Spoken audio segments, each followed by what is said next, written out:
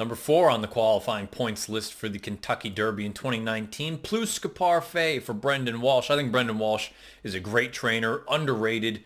I think a lot of the stock that he throws out there and a lot of the horses that he just brings along, I just think he does a very, very good job, and I think this is a deserved entrant in here. Now, you win a big race, you deserve to get in here. Do I necessarily look at Parfait and say, you know what, I think he's going to be a major threat in the Derby?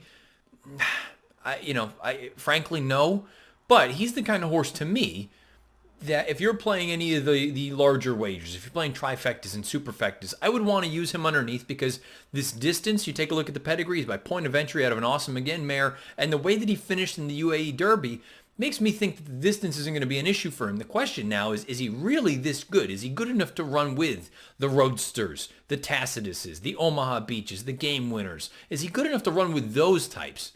Because let's be honest, his LeCompte, I'll give him the benefit of the doubt because it was off the layoff and he had a little bit of an issue. You can see in the short comment over here, stumbled at the start. He was just very slowly away. The Risen Star was a disaster. He did no running whatsoever, and that one really soured me. I looked at him and said, you know what, I don't know.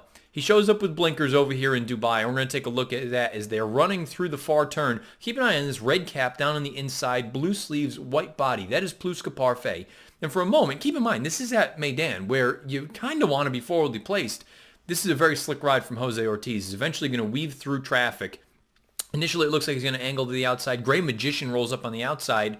Instead, Jose's going to split horses right about now. He's going to dive through there into that hole. It's a beautiful ride, and he goes on. And look, the difference between he and Gray Magician didn't get the greatest of rides in a spot like this. I think you should make the argument, and I think you could and should make the argument that Gray Magician ran a better race than Parfait did.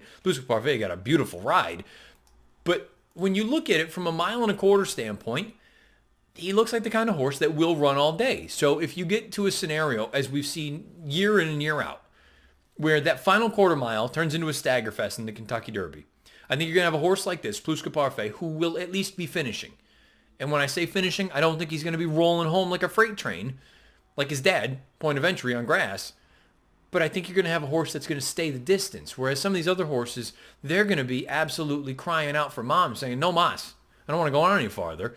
I think at that point he could possibly pick up some pieces, and maybe he's that kind of horse that you use underneath, whether it's a trifecta or a superfecta, at a giant price. Because of all the horses that won one of the final big preps, I would be stunned if he is not the largest price. I think you're looking at every bit of 20 to 1, if not maybe even 30 to 1. Because just in general, I think we have a negative connotation of the UAE Derby over here because we haven't seen much success come out of that race in the Kentucky Derby. And also because we kind of feel like we know what Parfait is. And we kind of know what Gray Magician is. That, you know what? They weren't all that over here. They went over there. They took advantage of a soft group. Now they're going to come back and they're going to face the big horses. We'll find out. To me, he is best used underneath. I don't really view him as a legitimate contender or a legitimate threat to win this race. Anything can happen. He's a nice horse and he goes out for great connections. But to me, he's best used underneath. Can't take anything away from him. He's a graded stakes winner. He got the job done over in Dubai. We'll find out now if that translates over here the first Saturday in May for the Kentucky Derby. If I'm using Parfait, it's going to be underneath, particularly in a superfecta, but I could even use him in the underneath slot in a trifecta. We'll find out how he handles better company here the first Saturday in May.